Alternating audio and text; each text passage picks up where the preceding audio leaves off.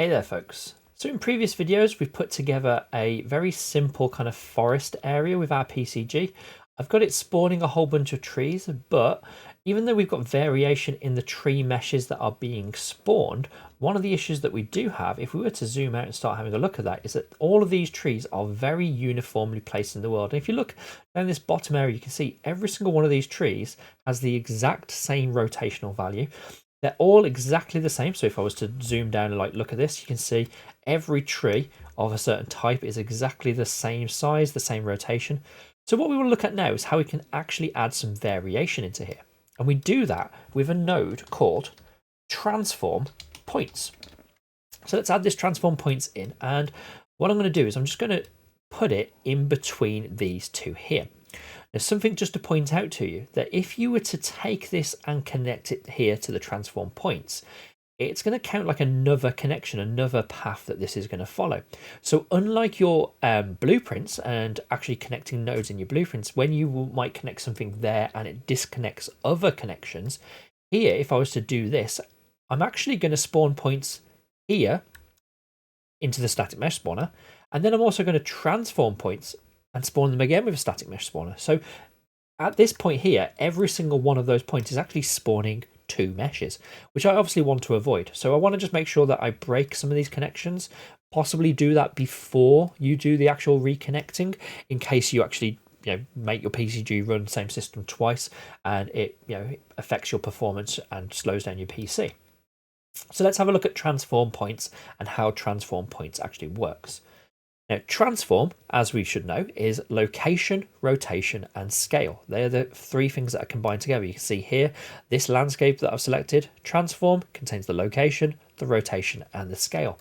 And that's what the transform points node is actually going to be editing. For each of these points, it's going to provide it with an offset, which is basically moving it from its locational point, a rotational value, so a rotational offset or a range that it can exist within, and scale, so we can have a range for the scale as well. You can see there's a min, there's a max.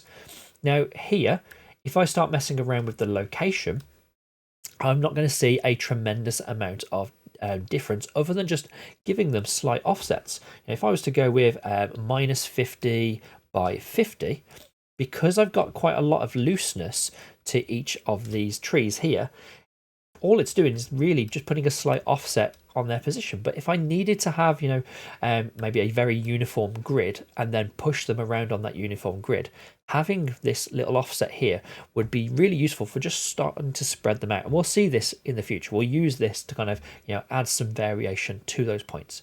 Now, the last one, this is X and Y. So you can think it's forward and backward, left and right. The Z value here is our up and down. And you're not going to really see much of an actual influence of it in a world like this. Like what I've got right now, everything is very, very flat. But these trees, if we would start having a look at these trees here, so let's just zoom in.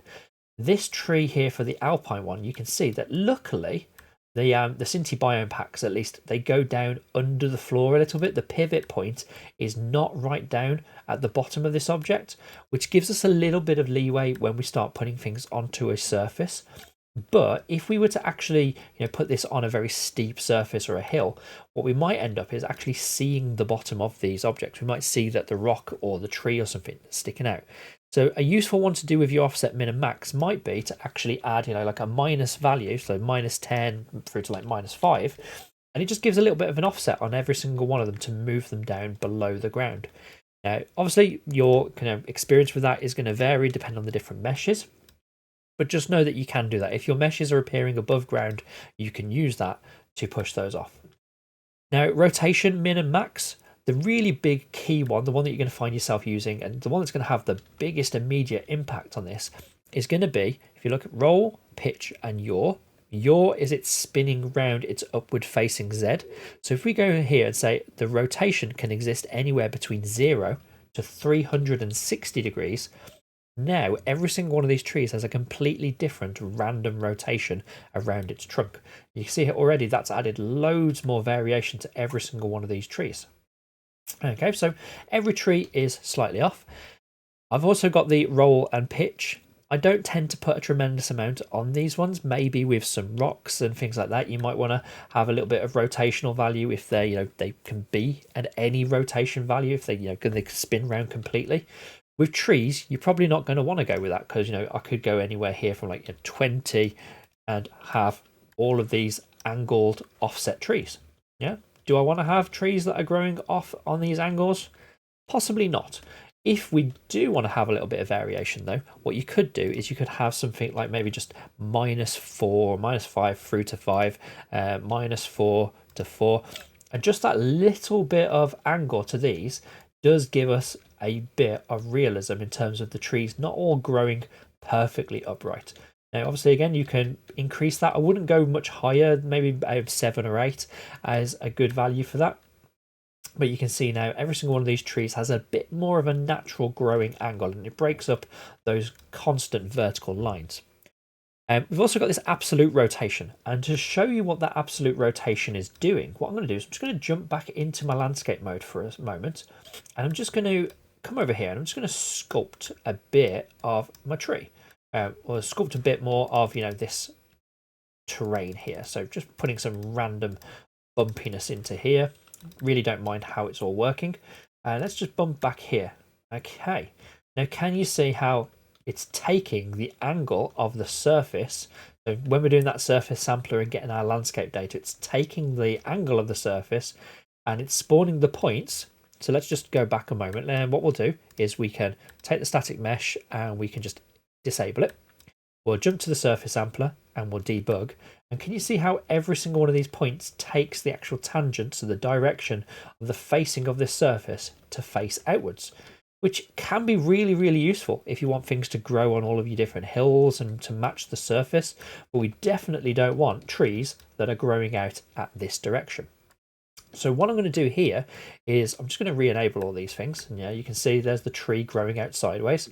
What I'm going to do instead is on that transform point, if I turn on the absolute rotation, now every single one of my trees will grow directly up using the world's kind of rotation for up, and then I can use the rotation min and max to control those different angles. And let's just have a little bit of a test. You can see here, at least we've got this curved bit at the bottom, so not so much of a problem. I might want to add a little bit more offset if I'm going with such a steep hill. But this is way, way, way more noticeable on other asset packs where maybe the developers have left it as a kind of a completely flat bottom and you have your tree just cut off or your rock cut off where it's meant to hit the floor. Okay, so the last bit then now we're going to look at is the scale. And obviously this is a minimum scale through to a maximum scale. It exists as a value of 1. I find that there's only a little bit of movement that you need to do in here in order to get some variation. You might look at it and go, oh, I could go with 1 through to 2, but it's locked at the moment. So if I press 2, it's going to apply 2 to all of this, and 2 is a very, very big difference. Yeah, these trees are going to be twice as big as each other. And just to show you that, if I go back in and press play just to do my play testing, if I actually test this and look up, these trees here could be absolutely massive things. Okay, so you're going to find that 2 is probably too big of a value. And what you'll get a lot more range out of is just slight variation. So here what I tend to do is go for something around 0.7 or 0.8 as my minimum, and something around 1.3 to 1.4 as my maximum. And that's going to give me like a 60% or 0.6 range here. Yeah, I'm going to have variation in each of these individual trees. I've got variation in their rotational values, slight little lean angles here. And you can see obviously that they're all independently now scaling. And that's going to give me something way, way, way more kind of realistic. I can also change the seed in here as well. So I can mess around with each of these and see what comes up with that. Okay, so just combining all these nodes that we've got so far, we've got our landscape data. We're sampling some points on that surface. We're moving those points around and then using those to spawn some static meshes.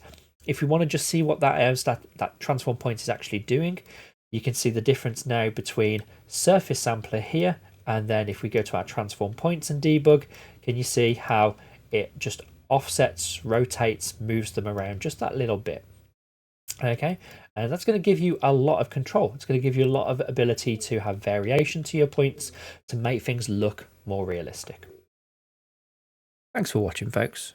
If you enjoyed this video, then please consider subscribing to access more of my Unreal Engine content.